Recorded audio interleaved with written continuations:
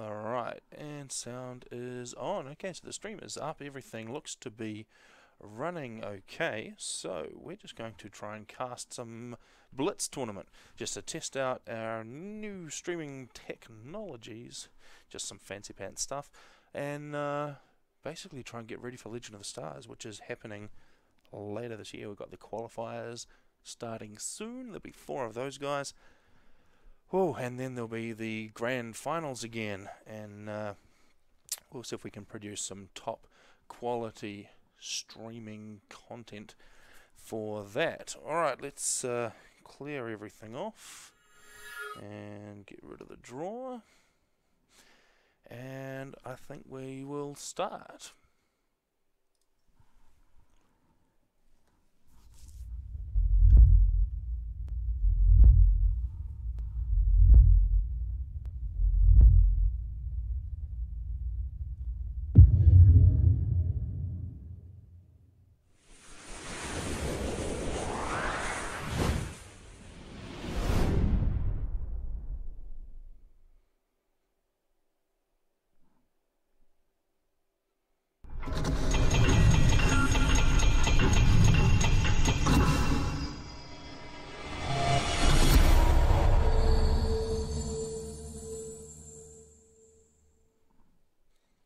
There we go. Alright, welcome back, Commanders. It is me again, Architect, gracing your screens for the second time in a few weeks. That's got to be some kind of record for this year. But anyway, we are going to, well, basically have a go at casting this Blitz tournament. Morax ran, it was the other weekend. I can't remember if it was maybe 2 weeks ago. Something like that, anyway. Anyway, we are going to cast this Blitz tournament. We're going to test out our new casting technologies that I've been chipping away at in the background and have a merry old time. The main purpose of this is to get ready for the Legend of the Stars. So we have got 4 qualifying tournaments and then the grand final for 2018 that is sponsored by Legend of the Stars. That is coming our way reasonably soon. There's not that many months left in this year, and we've got a whole lot of tournaments to run. So those are going to be crammed up. We're going to have an absolute buttload of tournaments to cast, and I want to make sure I am ready for those, see if we can get some top quality production happening for that. So this is the Blitz tournament that Morax ran. Let's have a quick look at the draw to see how that is looking. So we're going to come in at round 2. We can see the results there from Gorton versus Evan and Mognotech or Magnetic, however you want to call them, playing against Inspector Cott. So those went down. We can see Inspector Cott taking the win away and Evan as well. So we've got Jagged Appliance taking on Evan, T3 Mix, who is also known as Turin Taramba, taking on Trash Noob. We have got Blark, also known as Farm Sledger. What is going on with the naming or renaming of players in the FAF community? Anyway, here's Blake taking on Inspector Cott, fresh off his win from that first round, and Blin Chick taking on Bravo. So we can see the nice fancy pants new draw, which is pulling data straight from Challenge. I love it, and it's going to make my job a lot easier. Alright, so that is that. We're going to get straight into the first game, which looks like it's T3 Mix taking on Trash Noob. So is that what this is going to show? No, that's not even the correct one. Oh dear, let's get rid of that and just head straight on to the game and, well, see how these guys are going to get on.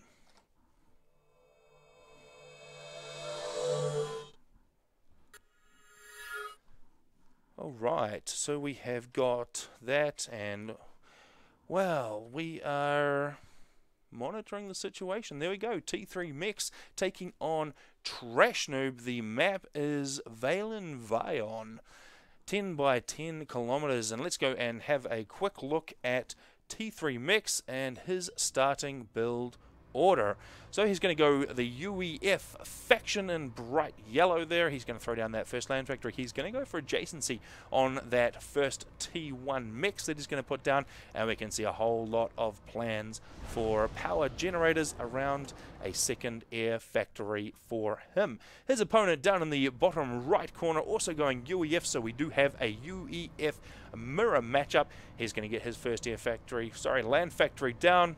He's getting adjacencies as well, but it looks like he is going to go land for his second factory. So he's going to be a bit more aggressive on the ground. A few more tanks for him early on, and hopefully that is not going to be punished by a few bombers overhead making absolute mincemeat of his guys. Alright, we have got engineers out now. There is no hydro, so quite often we do see in maps at the moment a very close hydro, but that is not the case here, so we're going to have to go off and build a whole lot of T1 power gens, while those first engineers out of the gate are free to make their own choices about where they want to go in life. And this guy here, he's going to choose to go out to the coast, spend it on a sunny beach, pulling up mass and building mass extractors. That is going to make every engineer happy. He is living the dream, but not quite as advanced as the dream down in the right hand corner, because that mix is already up and running and the engineer is off looking for his next challenge. And it looks like that's going to be out to these two front mixes,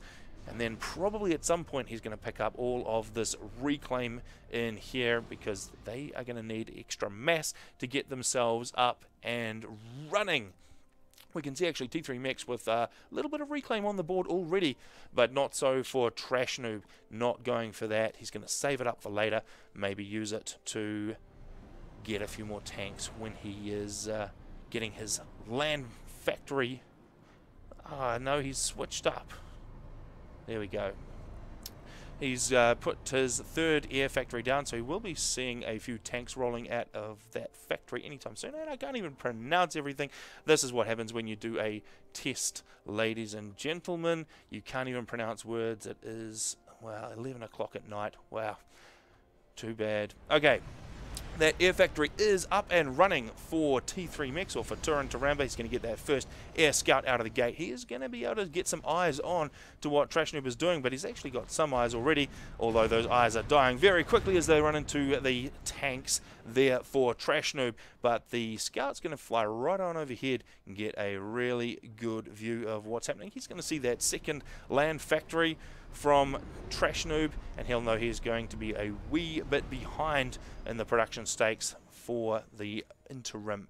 He is going to send a interceptor down there, though. That is going to try and shut down anything coming out of that air factory that is soon going to be online for Trash Noob.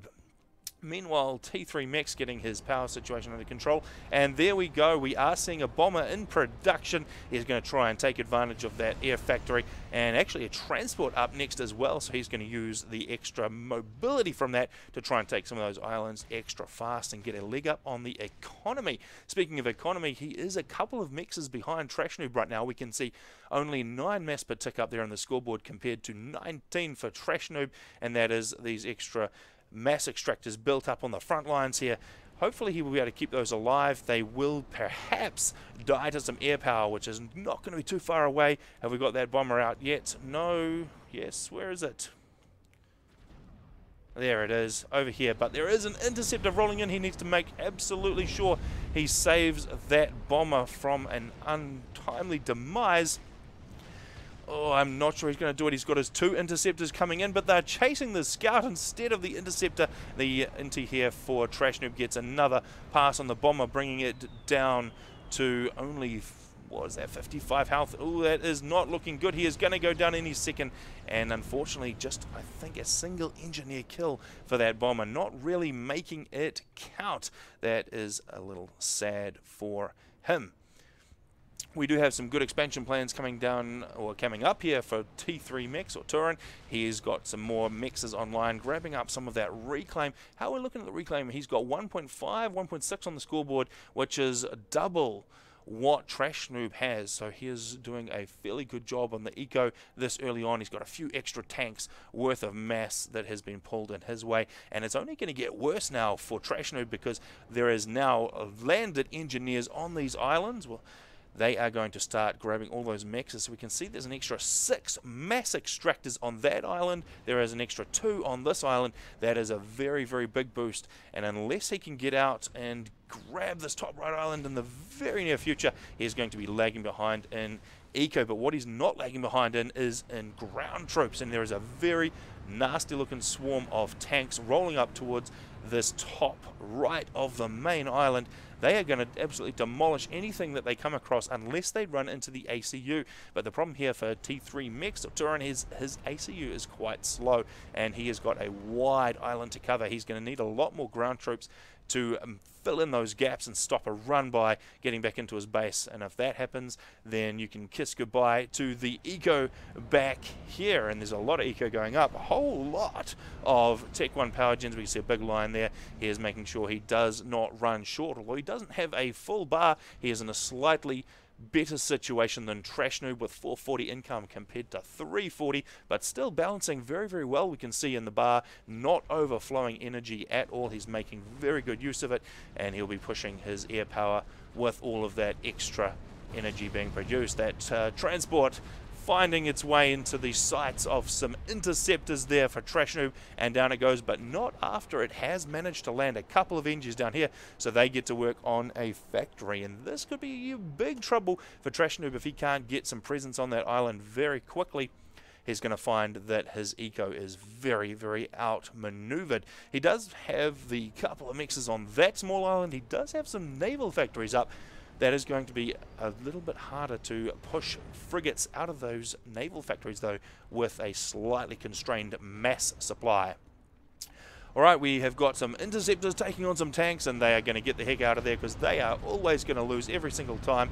And we've got a decent engagement here that looks like the numbers are pretty even, but being so close to the production facilities for Turin, he will be able to outdo it. But he has been outmaneuvered, I think, in the right here. Although there is a very nicely placed point defense there from that engineer. He has put it down, and that's going to do quite a lot of damage unless, of course, there are some artillery in the mix, and we don't look like there's actually any there for Trash. So he's got some anti-air in the mix, he's got scouts, he has got tanks, but he forgot to bring artillery, and now he's going to forget to stay away from the ACU and run straight into it, and those tanks are going to start to pop away as the massive bulk of that ACU bears down on them, and he's actually going to be able to hem them into the corner there. He is chasing them down. They are running for their lives, and there is nowhere that they can get to. They're going to run to the edge of the coast and find themselves pretty trapped by that ACU, and we can kiss goodbye to that pile of units if that happens. And what is this? Turin is actually going to bring the bulk of his forces across to support that ACU. Completely unnecessary, but perhaps he thinks there's a little more hiding in the corner. Who knows what that is, but he is going to pull the bulk of his forces across to the right. That does actually open up a bit of an opportunity here for Trash Noob to get in and do some damage, especially because these tanks are very, very spread out, very thin on the ground. They're coming in one by one, and if there's a concerted effort from those tanks coming up from Trash Noob, they could actually do a heck of a lot of damage to that army. But it looks like he's going to think better of that idea, perhaps, and just pull those tanks back, not wanting to commit them at this point. Meanwhile, the ACU just finishing off that little band of units. And he's going to pull them up for reclaim as well, just to add insult to injury. That is a nice move there, bringing his total to just over 17,000, which is about 3,000 mass above what Trash Noob has. But look at these guys' power situations. Wow. T3 Mechs is just managing to hover above zero with nothing in the tank, but not quite stalling. And Trash Noob sitting with just a little eco in the coffers there, managing to not stall as well. So very good balance from these guys. Very good balance, but that is what we'd expect from the ratings that we are seeing. We've got 1800 there for Trash Noob, and I think that says 1800 there for T3 Mechs or Turin as well. Or 1900. Oh, I really need to increase the size of that font. Alright, but this is not looking good at all for Trash Noob. He has got a whole lot of T1 right in front of him. It looks like he is not going to chance it, though, which is weird for Turin there. He had a very good opportunity to absolutely get around the feet of Trash Noob's ACU and perhaps lock him down and take him out. But that was not the case. He moved the forces back, being a little bit more scared. He's going to wait for the ACU to come in before he engages, but he forgets to change his rally point. We can see it's still set right at the front, and those units coming in one by one, just getting hammered by that ACU. Alright, we're going to have some ACU versus ACU action very shortly. By the looks of it, these guys drawing even closer. We're just about in range now. And what is this? Turin actually looks to be the one who's caught slightly out of position at the moment. He is going to have a whole lot of red tanks up around his feet, so he's going to quickly bring his forces across to the right to try and head that off and make sure he does not get massively outnumbered. It looks like he will be able to do that. Oops, let's get rid of those. And that is going to be a hold there for Turin on the ground. And Trash Noob is going to start backing up. It looks like Turin has definitely got the numerical superiority in that position. And he will probably be able to take the reclaim field as well. It looks like while this has been happening, Trash Noob making a bit of a move for this top right island, needing to secure that eco. He needs to be very careful that he doesn't spend more trying to take it than it is worth in the short term, because I'm not sure this game is going to move terribly much further if these guys are going to continue to just duke it out in the center there. You can see the two ACUs surrounded by tanks just hammering each other. All that artillery fire. What is that? Bombers. We've got gunships as well. I think there's a Janus or two in there as well, bringing in all of the air power to bear. And this is where all that extra power or energy that Turin has put together is going to be very, very beneficial to him. Those Janus absolutely wiping all of those tanks off the map. That is going to leave Trash Noob all alone, absolutely surrounded, and he's not going to let himself be taken. He will put on his suicide vest and detonate it to avoid being taken down by Turin Taramba.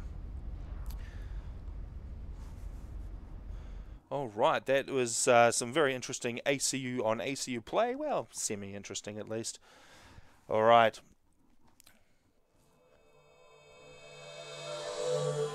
And there we have it. That was the first match of the second round. A nice win there to Turin, managing to take out Trash Noob's ACU in the center there. Interesting map. There's actually quite a few interesting maps in this tournament. Morax obviously feeling a bit bored on a rainy Saturday or Sunday afternoon and choosing all the silly maps that he could. Alright, that is the end of that match, and we'll stop there and go on to the next one.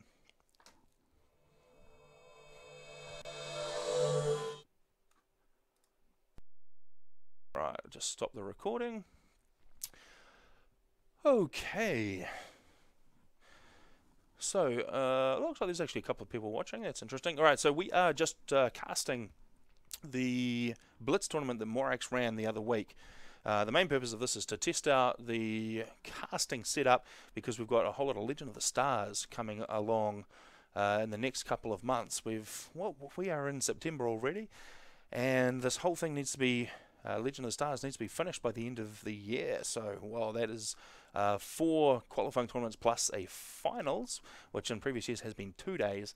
To pack into just a couple of months, really. So, wow, it is going to be a pretty busy time. And I need to just make sure I've got all of my casting gear ready to go for it. Okay, so that was T3 Mix Turin against Trash Noob. Let's find the next game. Let's go for... Ooh. Jagged Appliance Evan. Yeah, let's go for that.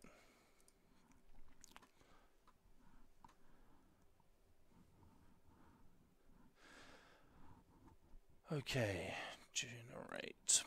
Yes, I've got some cool little things here which I've been working on. One of them is, let's get rid of that.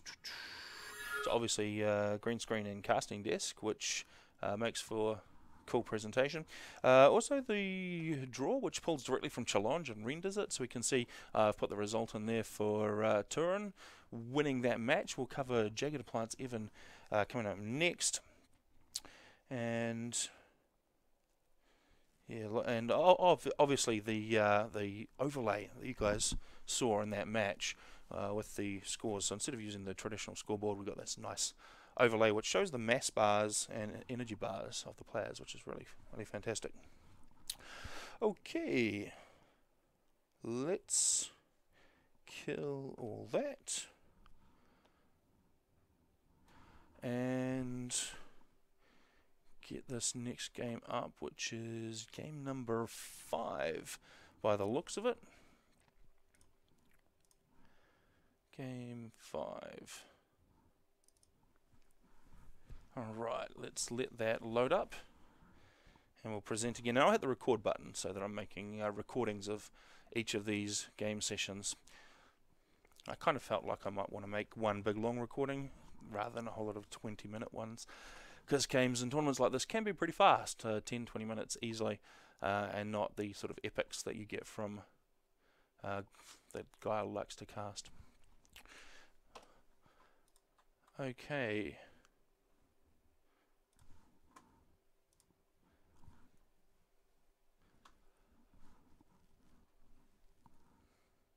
Let's just check that the things are on the right sides. No, we need to swap those over. So I've got a handy little button here, switch sides, jagged appliance on the left and even on the right. Awesome.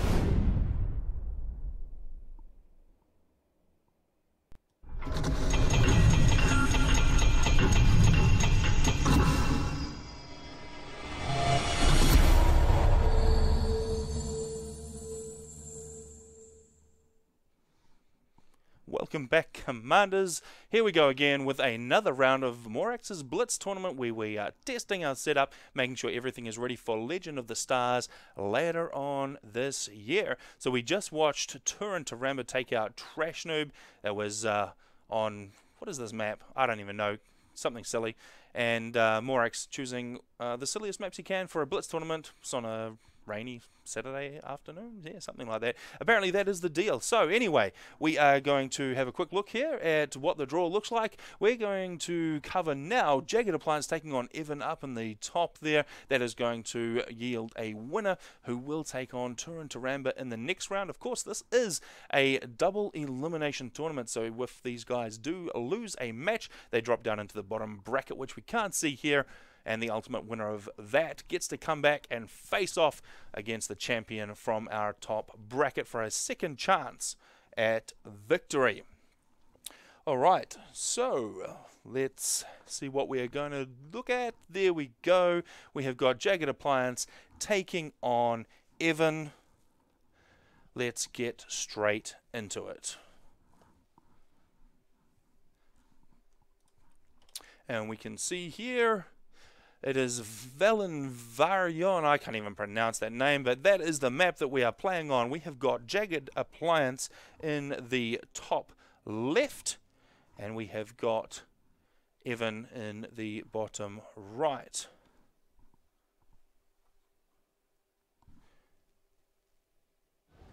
And there's our game sound. Alright, so we have got Jagged Appliance going UEF. In fact, it is a UEF mirror matchup. He is going to go in his traditional dark red color. He's put his first land factory down, getting adjacency on that mass extractor, and immediately going for a couple of extra Tech 1 power generators to boost those power figures early on.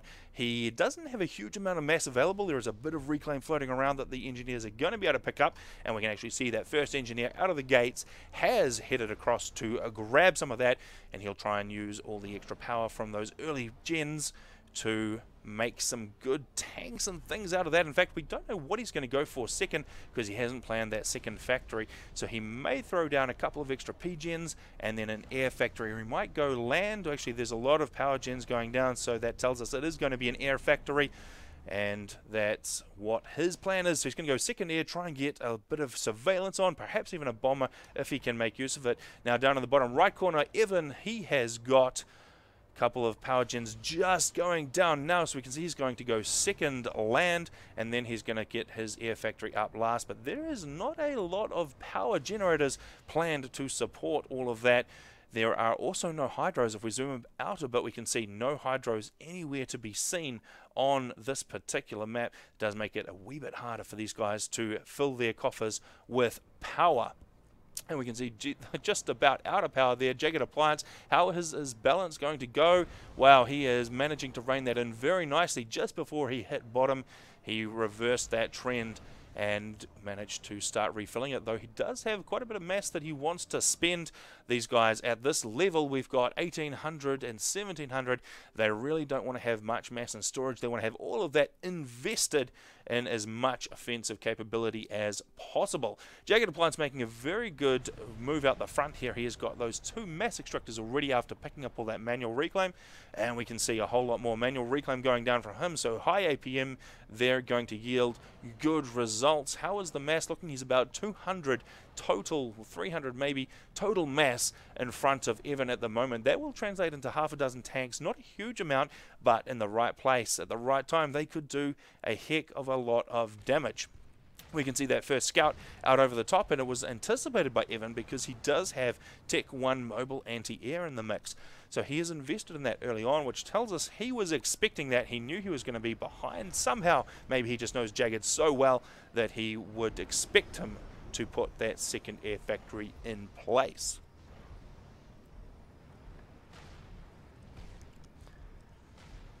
Looks like Evan's going to bring his ACU out the front now. He's going to move forward. Where is the plan for that? Not too far forward, not being super aggressive with that ACU, just bringing it out a wee bit on the front line. I think these guys really need to focus now on grabbing these outside islands, and Jagged with his air factory a little bit earlier on, that is going to provide a good boost in terms of being able to get a transport out, and that is just about finished. There we go, transport off there, and right on time for a scout to come over from Evan. So Evan sees that, and that actually gives him an opportunity to get in there with an interceptor. Now he is outnumbered 2-1 in the interceptors, but if he can get it in exactly the right place at exactly the right time, he might just be able to bring that transport down and put a spanner in the works of Jagged's expansion plan. So he comes in, he's going to get some eyes on that transport. He starts to lay down fire. We've got a nice move there from Jagged to bring the transport out of harm's way, and the 2 inties there do manage to take care of the interceptor. So unfortunately for Evan, not managing to bring that transport down. If he was able to do that, it would have been a massive bonus to him. But we can see those NGs do make landfall. They're going to get all the way in there and probably start to, throw down a factory. I think he may have, yes, he forgot about them for just a second, but now he's onto it, and down goes that factory. Those NGs still closely clumped though.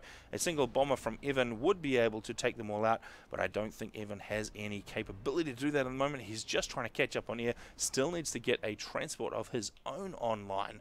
By the looks of it, he sent an NG out to go for a swim. He's come across and grabbed those mass extractors, which means he is actually doing fairly well in the eco game. How is he managing to do 33 mass per tick to the 25 of Jagged? Well, it's just those couple of extra mass extractors, such as this one, which he's managed to get out and build already. We have a pretty steady stream of units coming out from Jagged Appliance. There's a couple of guys here from Evan. He's trying to do some damage. He would be able to take them out 3-on-1 if he could get 3-on-1 consistently. He would do a good bit of damage to Jagged's tank supply, but it looks like Jagged just outmaneuvering him there, and since it's so close to the production facilities for Jagged, he can easily get more supplies, more tanks and reinforcements out and win the day in there. We can see Jagged bringing his ACU out to the front now. There is not a lot of resourcing in the middle here. There's very, very little to fight over. In fact, virtually nothing, not even reclaim. Is that right? Yeah, it looks like not even reclaim in the center there. So that means that the ACU's only reason for moving to the center is to fight, to do as much damage as it can to the enemy units and make sure if there is an enemy ACU in the vicinity, it doesn't run right over your own tanks. It looks like Evan is trying to do a bit of a run-by around the right-hand side here. He is going to try and get up and take out engineers. There's not a heck of a lot to take out, but there is a couple of mass extractors, and any bit that he can do to damage the eco of Jagged will be very, very useful, because Jagged has secured that bottom left island very well now, but he's also starting to get his hooks into the top right island as well, even just being a little bit too slow in getting there. He's got a single engineer which wandered all the way out here, just about to finish that first land factory, and he immediately gets started on tanks to try and clear out the island.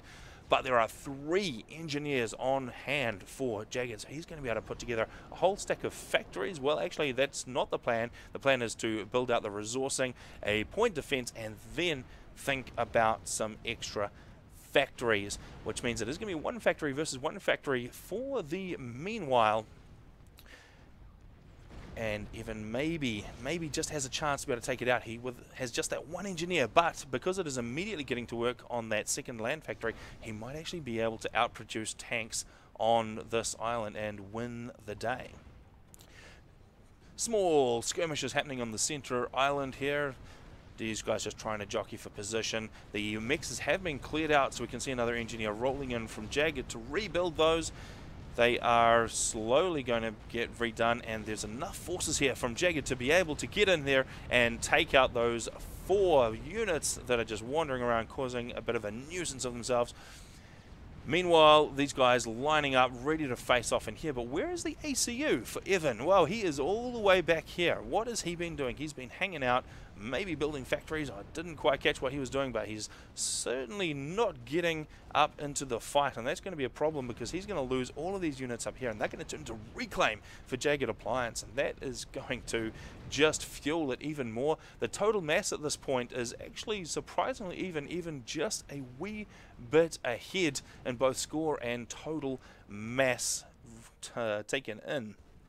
But the transport for Jagged still making use of it, heading around the back there. And what is this? He's probably going to drop a engineer across on each of these mass points and try and take those for his very own, which will give him a bit more of an advantage in the eco stakes. Alright, well, what is this? Jagged Appliance moving his units across to the right, and that's created an opening. I'm not sure what happened there. I completely missed that. But that gives Evan a chance to get in and do some damage. But what is this? He's going to back on up out of there. He's obviously a bit too afraid of losing that entire swarm of units. And no, there's no point defense going up back here. So Jagged was not too concerned about it. He didn't feel threatened in any way. He had enough on hand to deal with it. And those guys, once they've been eliminated, and they are going to be eliminated because they've been caught off guard, they are being run down by those units from Jagged Appliance, they are actually going to get destroyed very convincingly, and that leaves a very serious gap in unit numbers here. Very, very serious for Evan. He's only got maybe a dozen tanks in there which he can use, and Jagged is looking to have at least twice as many. They're all dotted around, but once Jagged joins those forces together, that is going to be very problematic for Evan. He's going to have a very hard time stopping them, and oh, that is a terrible place to park your interceptors. They are taking artillery, they are taking tank fire, they are all going to go down. No, he just manages to get them away, but there's also AA in the mix as well, so I don't know if any of them, well, there we go. Just one survivor of that pack. That is not a great start. There we go. This is what Evan is doing. Instead of lounging around on the beach, he's gotten his ACU out into action, and he's going to use it to push his way onto this left-hand island. And that's going to be quite hard for Jagged Appliance to stop. He is going to lose that because there's only half a dozen tanks on there. That's no match for an ACU, and just a single land factory as well. So that will easily go down to the ACU of Evan, but that means there is a serious shortage of firepower, and Jagged Appliance at this point will know. He will have seen that ACU down on the left island, so he knows it's out of position, which is a very, very good opportunity for him. If he was going to move his ACU, maybe he's stuck, oh, I don't know, but he has a golden opportunity now to get that ACU right up and do a heck of a lot of damage with the 10, 12,000 HP. What do we got? Is he still on a stock standard ACU? Yeah, 12,000 HP. That is going to go a long way in fighting T1, especially with this massive army that he's got in support. He will easily be able to push through because of that yellow ACU being completely out of position as a result of being outmaneuvered in the eco game. Jagged Appliance starting to run away with the eco as well. 65 mass per tick to the 34-ish of Evan. It's a bit hard to tell. 48, I think, when he has power. But as we can see up in the overlay there, 0 power and 0 mass. That is not the best economic situation to be in. He needs to get that under control. Well, it looks like he's very, very finely balanced on power at the moment. Maybe just not quite stalling, managing to keep it going. And we can see an upgrade now going down for Jagged Appliance. He's going to get that gun upgrade, giving him the extra range and double the damage on that UEF ACU's gun.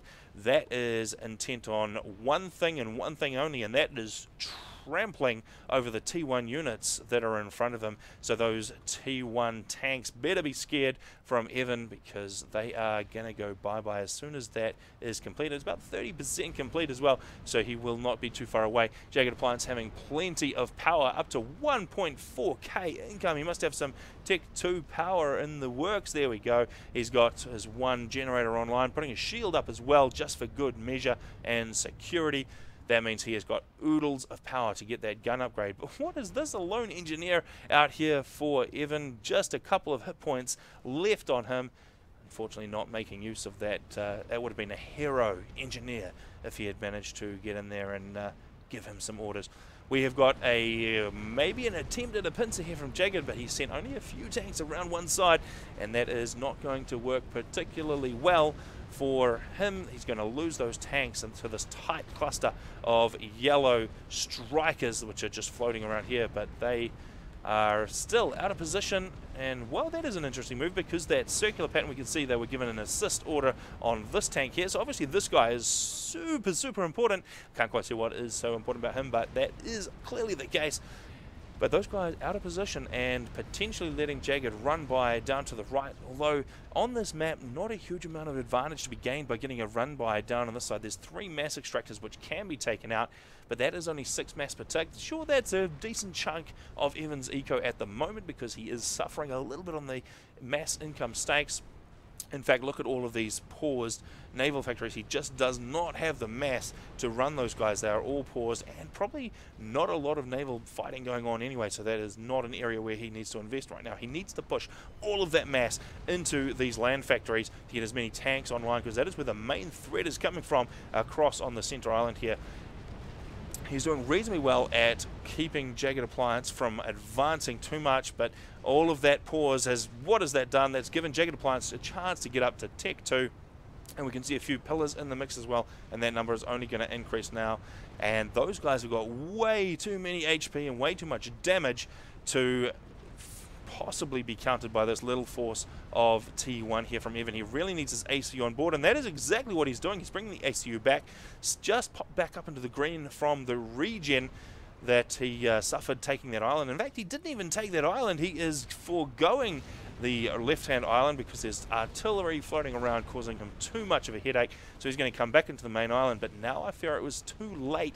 He would definitely need overcharge to have any chance of overcoming this. If he can overcharge consistently, he can take out those pillars and keep his chances alive. But look at that, he only has 4k maximum, which means he has not built energy storage. He cannot overcharge, and even if he does, well, actually he's got plus 500, plus 390. He could overcharge reasonably frequently, every 10 seconds or so, which is not as fast as the cannon can run, but it's better than nothing, especially when you've only got a few pillars in the mix. But that number of pillars is just continuing to increase. We can see them just raining fire across into there, and all of that reclaim is in controlled territory from Jagged Appliance. He still has a very tight control on this. We don't actually have any engineers following it up, but Jagged could get a massive boost to his eco if he was to follow it up. And the total mass actually starting to stretch out now, nearly 46k for Jagged Appliance, when Evan is sitting on 39, so a pretty serious amount of upgrades and tanks differential between these two players. So not looking too happy for Evan. He really is hemmed in, so this is going to need some seriously good plans from Evan to be able to come back from. And Jagged Appliance, now that the upgrade has completed, he's going to bring a transport in, bring his ACU in. There was Not too much risk there because he has fairly good control of the skies, although there is a decent pack of interceptors. A very unfortunate accident could have befallen him, but it did not, and now that souped up ACU is rolling on in to do as much damage. We're going to see overcharges rolling in. Well, we do have a energy storage there from Jagged. It looks like Evan's plan is to try and wrap up the feet of Jagged Appliance so that he cannot move his ACU, but I think with so much beef on the ACU, so many units in support, there is not a lot he's going to be able to do. He is retreating. He is yielding the field to Jagged Appliance, and he is going to die if he keeps up this. He needs to be able to push forward, take the reclaim field, and turn that mass back into tanks. But with that ACU, with those pillars, that is a very, very tall order for his units to be able to do. He's running short on them at this point. Does he have... Yes, he does have energy storage now, so he can do the occasional overcharge, take out pillars. And what is this? There is a whole lot more pillars and a few strikers as well, just for good measure, to come in and join the fight. Not that I think it's really necessary given the number of pillars that are already in the mix and the ACU's commanding power at this point. Evan is going to give up and just troll on in. He knows he is finished. Look at all of that pillar fire. He will do what he can, but he is dropping very, very rapidly down into the yellow. There is no way, and he throws out the GG. That is the end of that as far as he is concerned. And he goes down.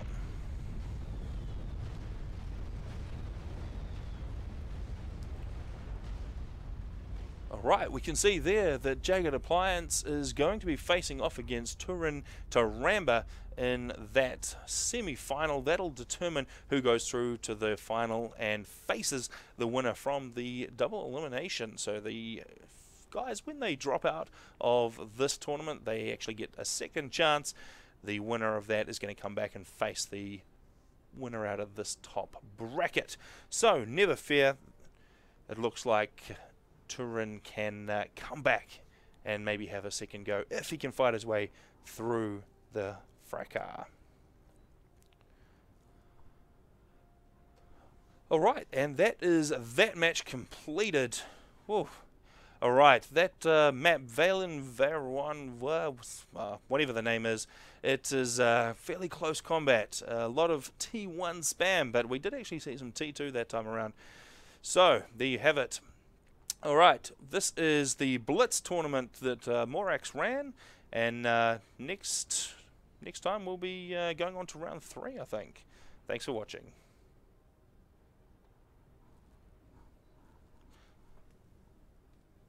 And stop the... Oh, okay. Okay, so for anyone who has just joined, we are just looking at a Blitz tournament, so nothing special. The main purpose of it is just to get ready for the Legend of the Stars tournament, which is going to be happening well, over the next couple of months. It's really late actually this year. Previously the tournament started much earlier, maybe July, something like that, but yeah, they have really left it to the last minute.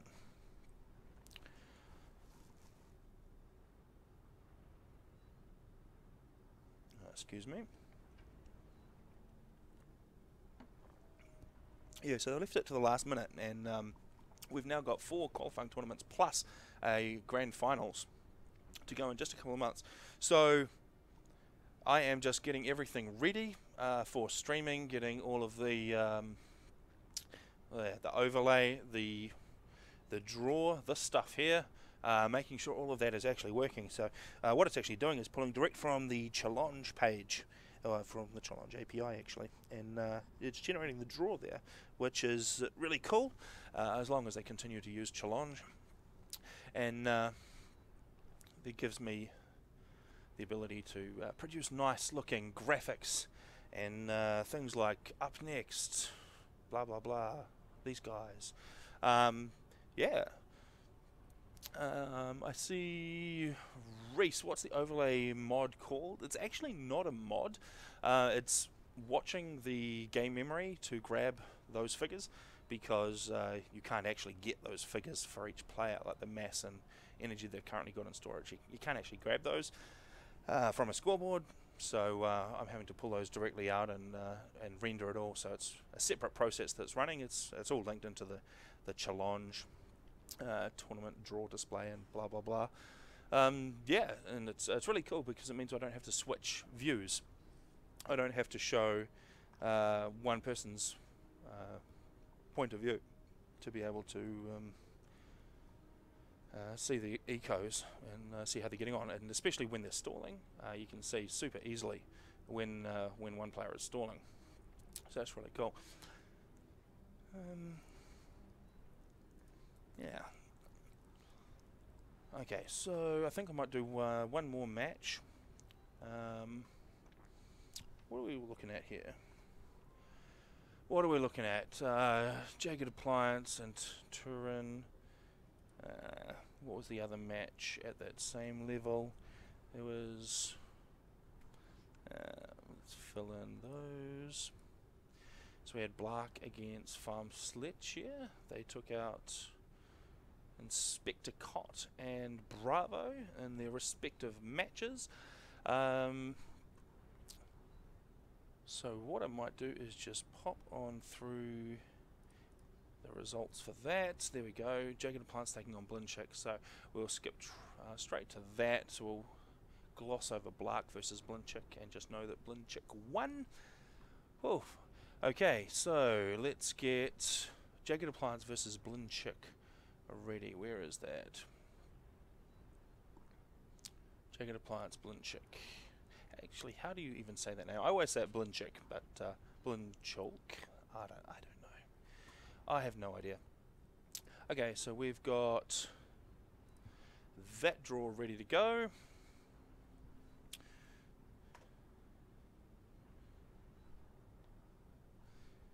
And I'll hit record and do the intro, and then we'll watch the match. That's the main purpose of all of this.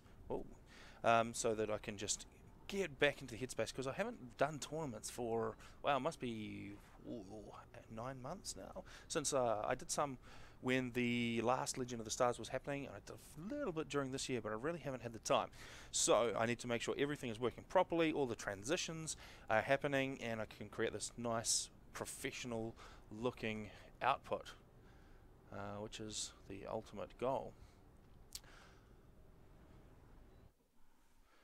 Alrighty.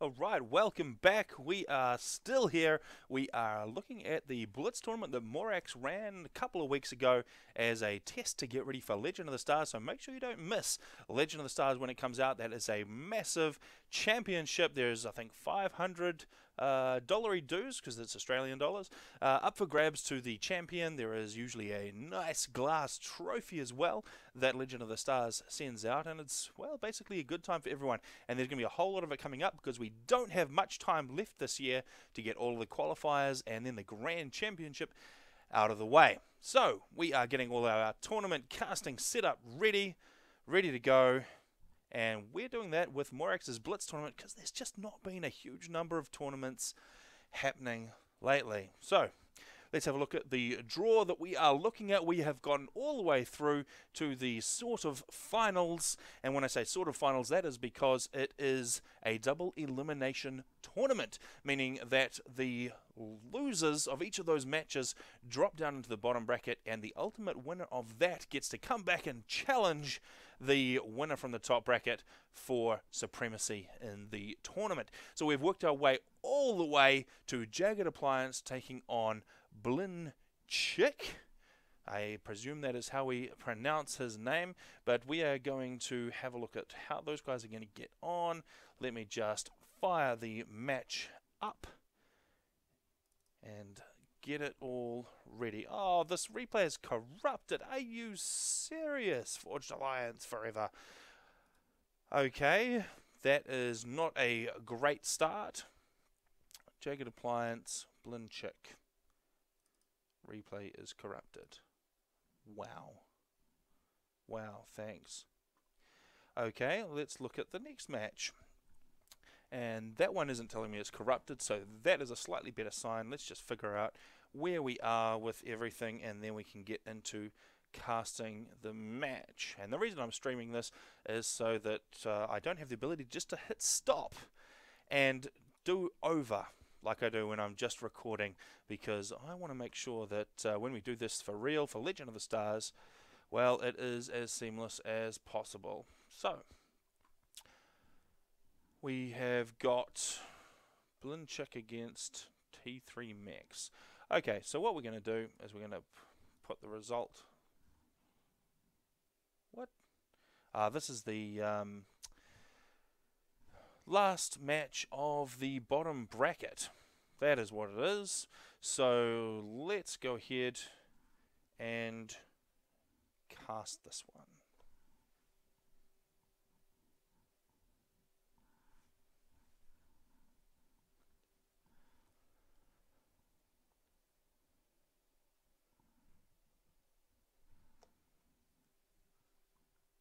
And there we have it. Let's get the scoreboard updated to show these guys. And there we go. Off to the races. Now let's give ourselves some game audio and see how Turin Taramba, also called T3 Mix in this case, is going to get on. So he's going to get a cyber infection. Why did he pick that? Well, he just did for some reason. So he's going to get that first land factory down, going for adjacency on one of those mixes.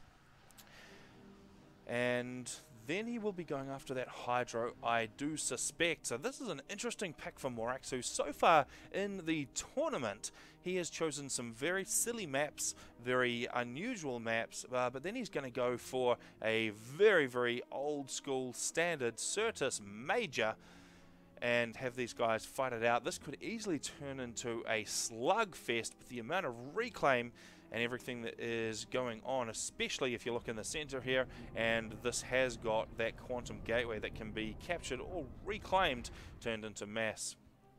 So the opponent for T3 Mix or Turin Taramba across on the right hand side in purple is Blitz, who has gone for Aeon this time around, which is an interesting choice because there's no water that he needs to use the hover technology the Aeon possess, so he's going to be going for that extra range over the tankiness of his units, at least at the T1 stage, and we could see him pushing very hard towards T3 to try and get a Harbinger rush up and running as soon as possible. So he's got his first land factory down. He's going for 2 power generators as well before he assists the ACU onto that Hydro and gets it up and running so that he'll have enough power to start his air factory. Meanwhile, over here, Turin is going on the rampage with expansion, actually going for 3rd air, so he's going to get another land factory up and running before he switches up to that air factory. And that's going to give him a few more engineers on the ground early on, but I'm not sure if he really needs it on this map. It must be just purely for reclaim. And how is the reclaim looking? It's actually very similar at the moment. These guys not stopping so far to smell the rocks. We have got a very nice looking incursion coming in from Blitz. He sent a couple of units around here just to try and scout what's what, and there is actually an unguarded engineer coming across from Turin, so he is walking into a bit of a trap, unsuspecting. Now the radar there from the mole, no, it's not a mole, he is Aeon, so it is a spirit.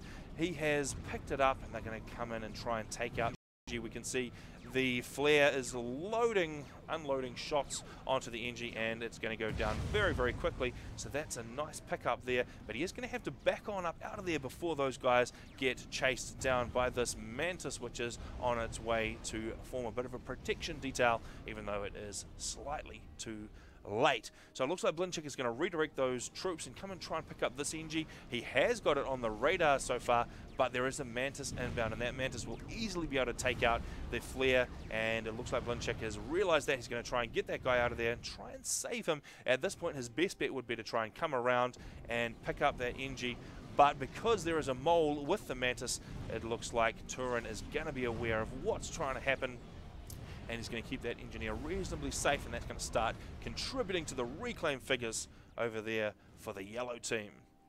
Turin has managed to edge build a couple of factories up here, so he's going to get his engines out across, trying to pull up all of this extra reclaim, and that does give him access to these extra mass extractors as well. We can see there's 3 also in here if he can keep a hold of them, but it looks like there's not going to be much pressure across the top there from Blitz so far. Everything just coming around the bottom, but not a lot of land engagements, just a whole lot of tactical sniping attempts really from Blitz, managing to do a small amount of damage, but will it be enough? I'm not sure. He does have an air scout, so he will see the retaliation that is coming here from Turin, but what does he have online? He has just a single Aurora in there. There's a bunch of scouts. Those guys are not going to be very good in a firefight though, so just a single Aurora. He is going to have to micro that if he wants to come out on top of this Mantis.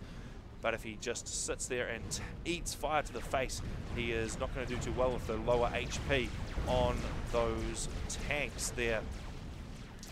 So he's engaging. He hasn't used the extra range on the Auroras, even though he does have radar coverage. He could potentially use it, but now we can see a bit of micro, and that's going to force Turin back because he is outmaneuvered by those Auroras with the extra range that those main cannons can achieve. We've got, well, slight air superiority, I think, to Turin at this point. He's got 4 interceptors, not quite able to use them to any effect, though. There are no bombers on the field, nothing that needs to be kept alive, and certainly no transports yet at this point. These guys just jockeying around the map with their land units, trying to do as much damage and get in behind the other players' lines as possible. Now here we go, there's a brute force charge here from Turin. He's going to use the raw HP on those Mantis to push through all of those Auroras, and that is exactly what Blitz needed to avoid. He needed to make sure he backs on up, uses the radar and the extra range from those guys to have some kind of effect, but that has not happened at all, and that means that this little band of Mantis is free to push right into this expansion, and that is going to very, very easily shut down the attempts from Blitz to try and take this area for his own. We can see a few Auroras rolling in, trying to do something to stop it, but wow, that is not a good place for Blitz to be in, and there are still more Mantis pouring in. They are very much more effective than Blitz is able to be on this right-hand side because there is an ACU standing there, and while the ACU is outranged by those Auroras to start with, he still has a lot more HP, and he's got a bunch of Mantis as well in support. Alright, looks like they're just going to cluster up there. Turin really should get those out and doing some work. Right now, they are not going to do anything apart from guard the area, and he's got heaps of units. He really needs to try and get in the back here. If he can get in, take out this Mex, deny all the reclaim, then that's going to put him in a slightly better economic position over what he already is, but he's actually already 10.3k total mass, or 10.5 to 6.9. That is a very, very serious deficit, and that'll come down to Blitz's inability to grab this extra expansion that has been completely denied by Turin, so that is very nicely played by him. There is, well, I was thinking a bunch of artillery, but maybe just the one. He's going to sit there and be able to rain some fire down on this position. Just a single arty though, not a huge amount of damage is going to be done, and they're going to be very quickly run down by those Mantis. now that Turin's seen what his plan is, we can see they're going around the outside and they are going to chase him down. He's going to back on up out of there. Mantis, though, very fast for T1 units. They will get in there and shoo him away. Fortunately for Blitz, though, enough Auroras rolling up behind to at least somewhat secure the position, although very, very tenuous hold on security at the moment, even though he is building mexes. Fortunately, those T1 mexes don't take long to pay for themselves, because it looks like he may not be able to hold it for too long. A fairly concerted push there from the units Turin already has will undoubtedly break through. We can see there is starting to be some good micro here from Blitz. He's maybe starting to find the APM that he needs to deal with this. It is going to take a lot more as an Aeon player to deal with that brute force Cybran.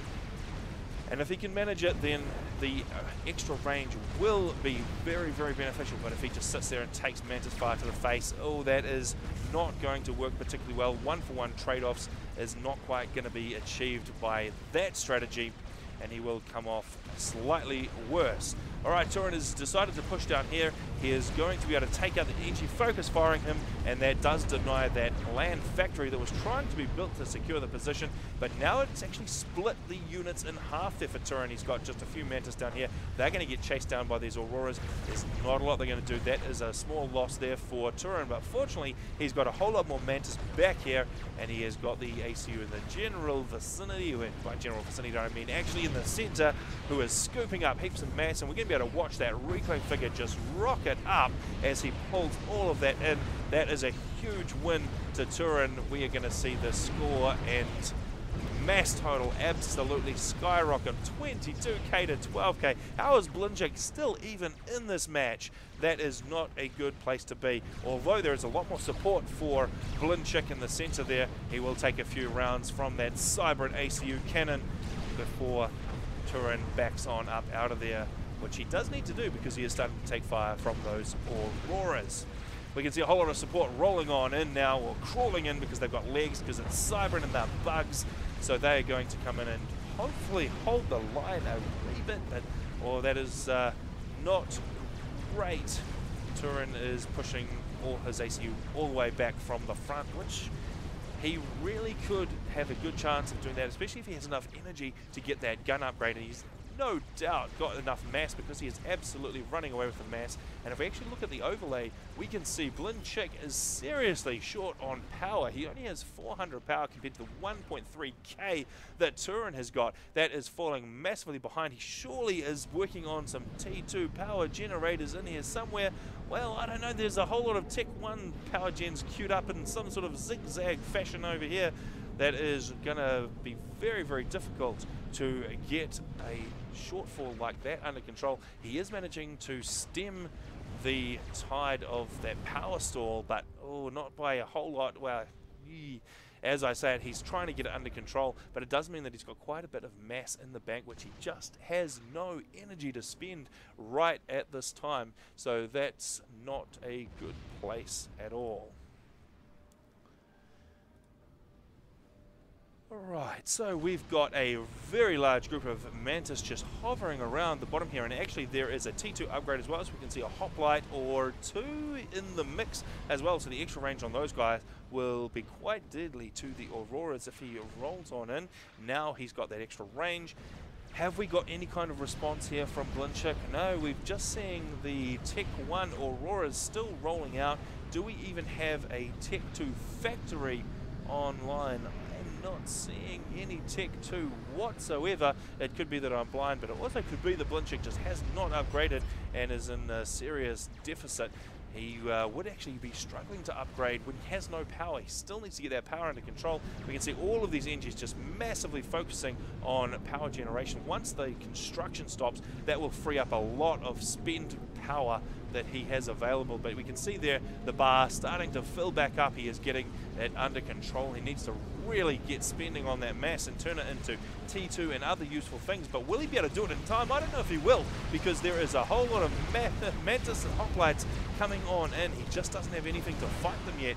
They will take a little bit of damage from the Auroras as they roll up, but it's just not enough. He really needs to get T2 or T3 even online in a very big hurry so that he can have any chance of fighting that. But I just don't know. If he was able to get T2, he could bring out the Obsidians. They have got a very high alpha strike, but they just lack the range to be able to deal with those hoplites, so he could still get kited. He really needs to be pushing up to Tech 3, get the Harbingers online to be able to do anything really to be able to push forward. So at the moment all the cards are in Turin's hand. He is choosing where the play is happening. We can see he's thinking about having a bit of a fight on this left hand side as well, not really wanting to open up another front. If he was to lose all of those troops, that would maybe allow Blinchik to push forward, so he doesn't really want to risk it. But right now he has got pretty even numbers, and I don't think there's a huge danger of Turin losing that left hand side and exposing himself. So meanwhile he's going to push right on up through. The hoplites are all still pretty much alive. They are coming on in to try and do some damage, but I just don't think there's too much damage being dealt in terms of actual economy or attrition. It took out a few Auroras, but there really weren't that many Auroras guarding it. But what would be a really fatal blow is this entire power infrastructure here, which seems to be everything that Blinchik has, because he's only on 960 total power income. And if he was to lose those, then that's going to hit him in the energy pocket. That's going to really hurt. But it looks like it's going to stall there for Turin. He's just not confident that he has the numbers to push through, so he's going to be content to just sit back, let the hoplites plink away at anything that comes into range, and hopefully try and hold the position. All he's managed to do is block off this couple of mass extractors, and in fact not even block off the reclaim for Blinchik, because there's still an engineer floating about. So all it's really cost is those 2 Tech 1 mass extractors and a little bit of Tech 1 fighting units. It hasn't managed to do a huge amount of damage to the eco, but I think it might actually be a bit of a diversion, because what we can see here is Tech 3 artillery online, even though it is cyber and artillery inaccurate as anything, but it still has a very large damage radius, and it looks like it's actually going to go for those mass extractors as well, just continuing to do damage to the eco of Blinchik, who's sitting only on 63 mass per tick to the 89 of Turin. So Turin very, very much in control of this match. And we can see bricks as well out of that T3 factory. So that is the plan here for Turin. He's just going to throw away those Tech 1 units because he really doesn't need them anymore, even though, well, there's actually a brick in there as well. So he's managed to get a brick to the front line. That thing is going to absorb a massive, massive amount of damage. The HP on that thing is huge compared to the Tech 1 units surrounding it. That is going to just eat all of those Aeon units for breakfast.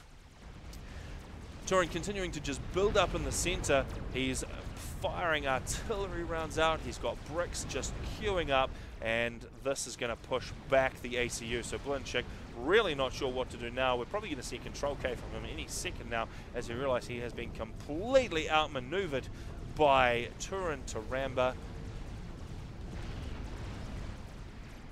And I forgot to put the scoreboard away. All right. What is this? A transport. What is that bringing? A brick. Okay, so there's extra bricks coming on in. Surely that is going to land right through into the dip there. Yeah, that is exactly the case. That brick is going to be able to do a nice chunk of damage to the backside of Blinchik's base, taking out the mass extractors. We can see that going down very quickly. Absolutely no match for a brick, and this is completely one-sided. Blinchik not managing to establish good command of this expansion over here. That crippled his economy. He spent all of his time trying to just keep up with the pushes on either side there from Turin. Turin managing to demonstrate why he is rated 1900. He was able to just push that around, push Blinchik around, and secure the win. We've got the ACU just desperately trying to stay out of harm's way. It looks like Blinchik is going to fight it out to the end. He's not going to go for a control K.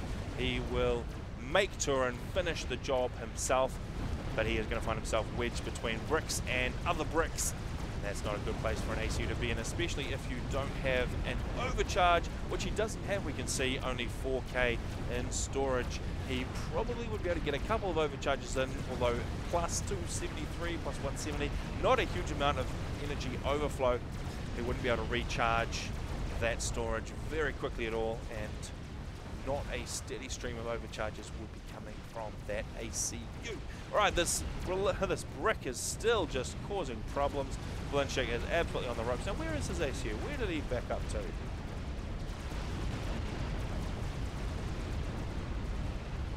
I'm sorry, I've gone blind. I can't even see where he put the ACU.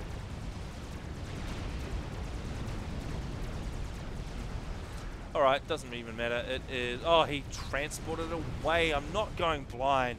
He managed to get in there. Even though Turin has got a pretty solid control of the air power, he did sneak that ACU away, and that will keep him alive for a wee bit longer, but I'm not quite sure what the point of that was, because the game is all over Rover. There are bricks in his base. He is down to, well, somehow still 39 mass per tick, but when you have no build capacity at all, all the eco in the world doesn't do you any good, because you cannot convert it into anything that will make a difference. So he's just going to try and hide in the mountains.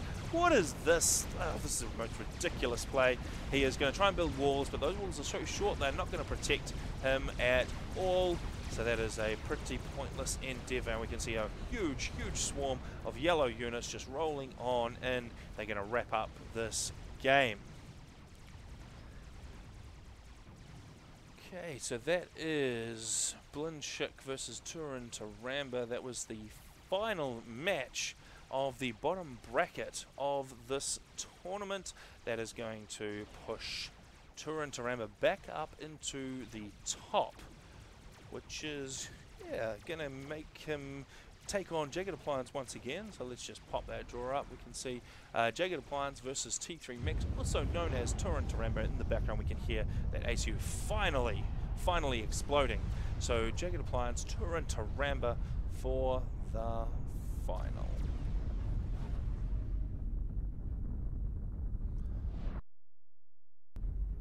Alright. Whew.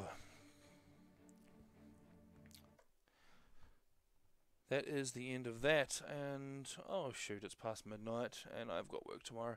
Okay, so I'm fairly happy with that. Hopefully you guys are fairly happy with the production quality.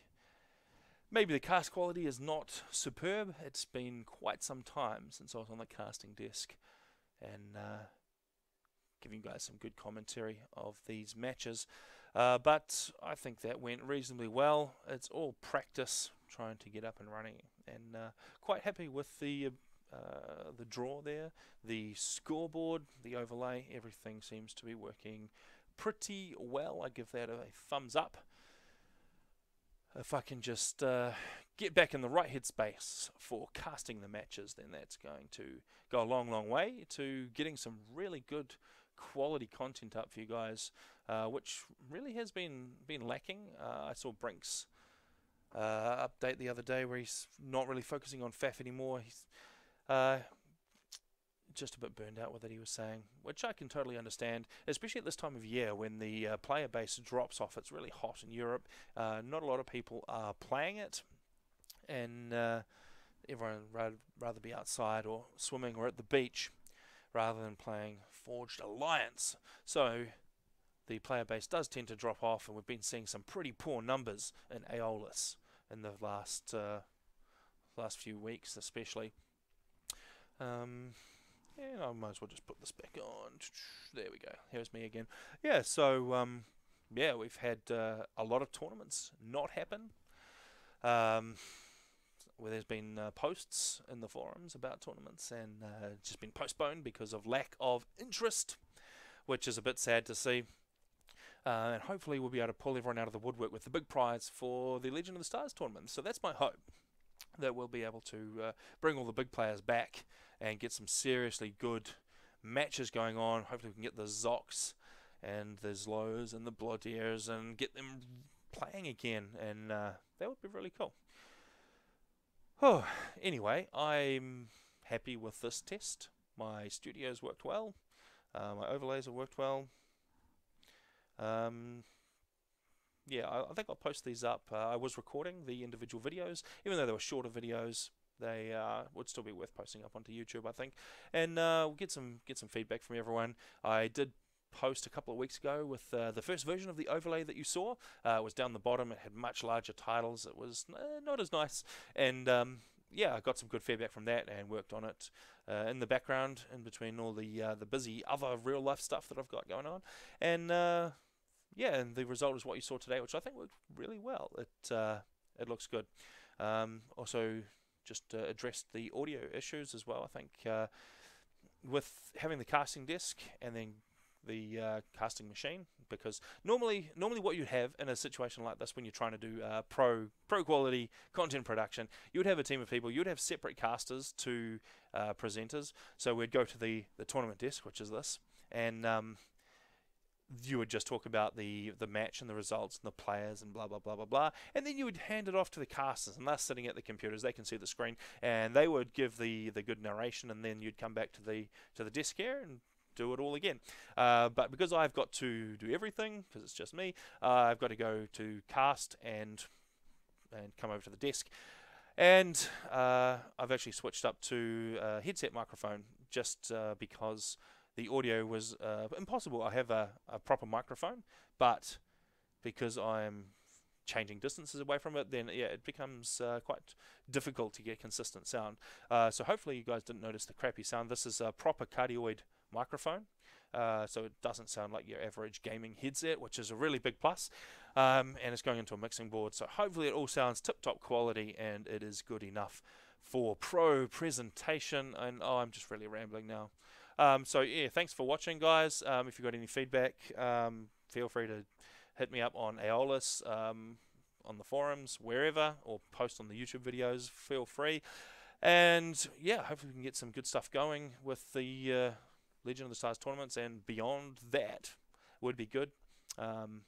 Depending on how everything goes, I've been considering this concept of putting up a Patreon page and trying to collect a bit of input from various people that want to, and all of that would go into tournament money.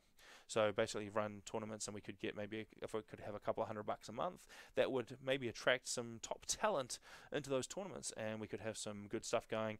I feel like that would be one way to try and attract some of the top players back, have a regular prize money, because at the moment it's a bit miserable. I mean, Morax, it was really good of him. He put some prize money in for this Blitz tournament that we've been watching. It was only, I don't know, $20 or $30 like that. That can still be a good amount to a student, but it's not really enough to attract anyone to come back and really get playing again, and certainly not enough to encourage people to become good, to try and become in the top of the competitive scene, because the competitive scene well, doesn't really exist at the moment. But of course we love the game. It is an awesome game, and if we can keep it going, then we will. So I would be up for that. Put in some prize money and see what else we can collect. That would be awesome, and have some tournaments going. Yeah. Alright, well, that is about enough from me. I am seriously just blathering, so I'm going to go. Actually, I've got some work to do that I have to get done before tomorrow, even though it is 12:30, half past midnight. Anyway, thanks for watching. I will see you guys later.